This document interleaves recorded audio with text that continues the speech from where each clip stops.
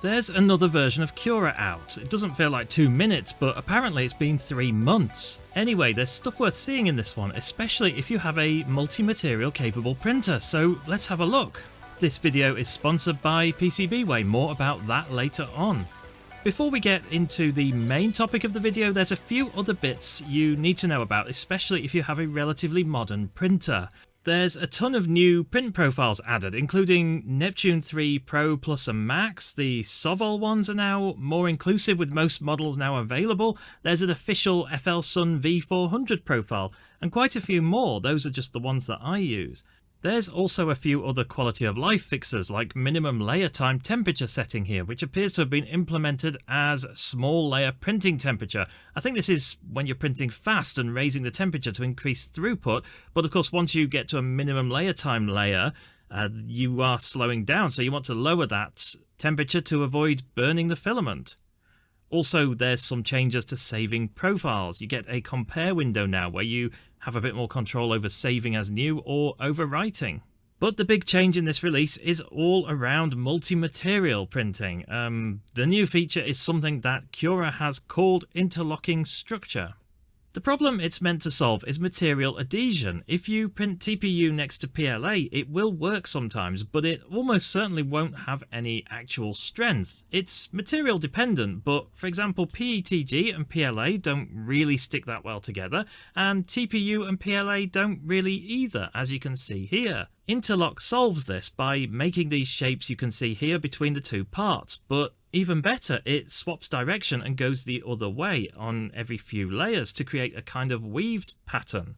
The settings for it are in the experimental section of Cura. To turn it on, you have to tick the Generate Interlocking Structure option. As explained on the Cura Croc clip, which is the demo piece everyone else seems to be using, there are 5 further settings which change the width, the angle, the number of layers before changing angle, and the depth from the top and distance from the edges of the actual piece.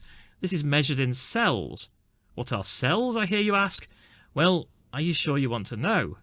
So this feature has been introduced based on a paper titled Interlaced Topologically Interlocking Lattice for Continuous Dual Material Extrusion, or I guess ITIL for short. If you recognise any of the authors here, it will be from the Arachne paper, which I went into around a year ago with the release of Cura 5. This paper is comprehensive, to put it mildly, and I think if you're really into multi-material, especially in business, then I would say it's definitely worth reading. As you can see, there's some nice pictures for those of us allergic to equations, with some really good use cases for what you might use this functionality for. Anyway, about cells, I asked the Cura team to explain it to me. I'll put the answer on screen while I fail at trying to explain what it means. It's kind of a single iteration of the pattern, I guess, which I suppose would turn out to be maybe n line widths for n equals the beam width or something. I would say using the defaults would be the best plan at the moment, definitely checking the preview to see how that looks and then changing it from there. The main thing that I've changed is the angle. That's something that you probably want to check. Depends on your part. So, examples. I've got a few to show you after this video's sponsor, PCBWay. PCBWay offers manufacturing services across a whole range of processors. They can make you PCBs exactly to your specification in low quantities with a plethora, yes, a plethora, of options available, including colours, thicknesses, materials, including flexible PCBs, and they could even put the components on them for you, which seems useful for SMD components, which are impossible to solder, at least for me, and I'm not that bad at soldering, contrary to popular belief. PCBWay can also manufacture metal parts via CNC or sheet metal processors, or even 3D printing, which includes myriad, yes, myriad, options for other materials too. I'm running out of words for lots of things now, so we'd best get back to it. Actually, I'm not running out of words. There's untold, innumerous, incalculable, SCADs. Okay, I did look up SCADs. Me neither. Anyway, thank you PCBWay for sponsoring this episode, and back to it. First up, some basic stuff to demonstrate this. Here's a joint. This is TPU and PLA. One slice of TPU in the middle between 2 slices of PLA. This creates a known bend in a part.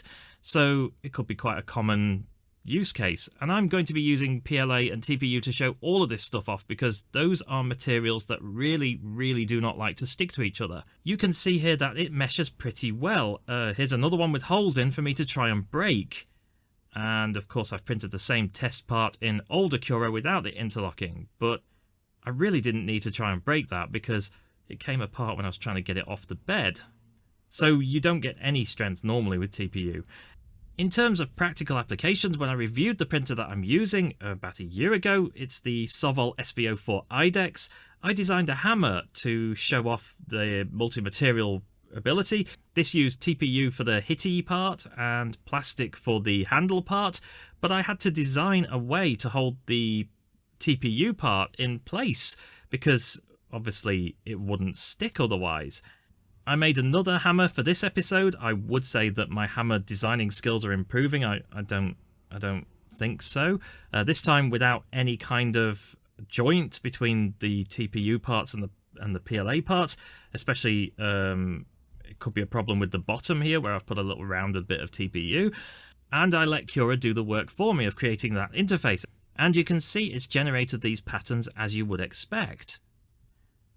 And here's the finished hammer in glorious yellow and red. This is actually a perfectly functional soft hammer. I've actually hit several walls around the house with it, and it doesn't mark them at all, which is a good job. I've also designed this corner joint that shows how you can create different material properties to use as hinges or whatever. This could be the lid of a box, as referenced in the paper. And finally, I got a friend to design this for me because he's actually good at CAD, unlike myself.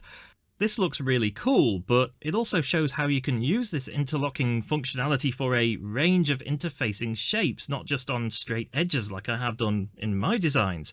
These flexible suckers are very solidly fused. This would not normally work without having to design a joint in there to hold them in. In fact, I'm not even convinced that this would print successfully. I suppose to wrap up the video, I want to really point out how big this potentially is in terms of being able to design and produce things in FDM that we couldn't before. It might not seem that interesting as a headline feature. Multi-material interfacing doesn't really jump off the page at you, but if you think about it, previously if you wanted to make any object with different properties in different parts of the object, you would have to design in complex mechanisms yourself to keep those parts in place. Things that come to mind that you can now just print and let Cura do that for you include maybe speaker cones, compliant mechanisms, flexible joints, soft rubberized handles, any kind of diaphragms. It's as if we've been given the glue for free, a glue that holds any two materials together. So yeah, I wouldn't be surprised if this didn't turn out to be quite an important development in FDM.